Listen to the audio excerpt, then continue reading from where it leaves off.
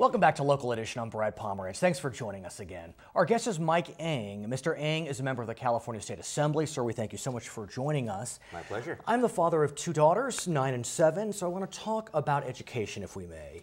I know you have been acutely concerned about bullying in schools, both actual and cyber. So talk to us about a bill that you proposed dealing with that crisis. Absolutely, Brad. Bullying is identifiable as perhaps the #1 issue with many parents, particularly because it causes tremendous stress. It causes children not to participate in extracurricular activities, as we know, and that's the subject of this bill. So tell me about it. What would it do? Because I know it's passed out of the Assembly, sitting in the Senate, so there's a chance it could become law. Absolutely. Brad, it does 3 things. #1, it defines and refines the definition of bullying. It includes such things as preventing a child from engaging in extracurricular activities to participate fully in the educational process. That will be against the law.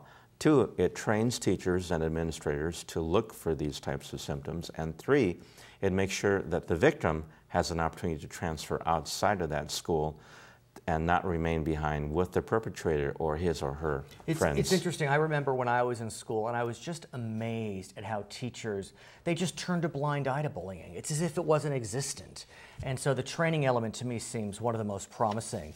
I want to shift on the other side of the age spectrum, sort of, and talk about your bill, which would preserve adult education. When we think about how we have a prison crisis, and a lot of people believe education is the key out of jail. So talk to me about how you want to preserve funding for adult ed. Absolutely, Brad. We spend more money now on prisons than we do on secondary education. That is a true statement. And so this is simply an attempt for immigrant parents, many of whom who don't speak English. 85% of the households speak in a language other than English, to be able to learn sufficient English and skills to be able to do homework with their children, qualify for citizenship, qualify for a job that requires English.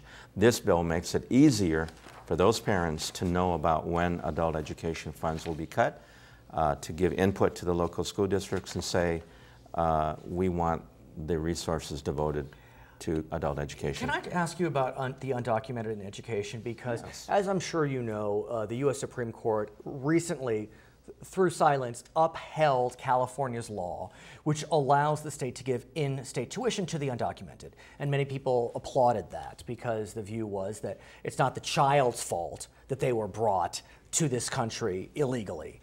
But what I was thinking to myself is, okay, so we allow the children to go to college in-state, we might give them financial aid, but then they can't get a job because they're undocumented.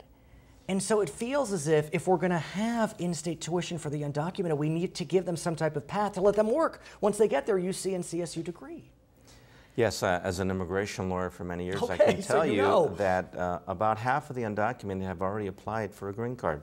The waiting list is so long, Brad. If you had a brother you wanted to sponsor that was here sitting in front of you, it would take up to 25 years for that brother and his children, or her children if it's a sister, to get a green card, and that's wrong. So we've got to reform the federal immigration laws so that we can make it easier for the states to act and give education. I mean, I know right now you're in the Assembly, you're not a federal official, although you may know one. I forget her name, but be that as it may, can California act as the catalyst for that change? Because the U.S. Supreme Court said California can do this, they can provide these benefits to the undocumented.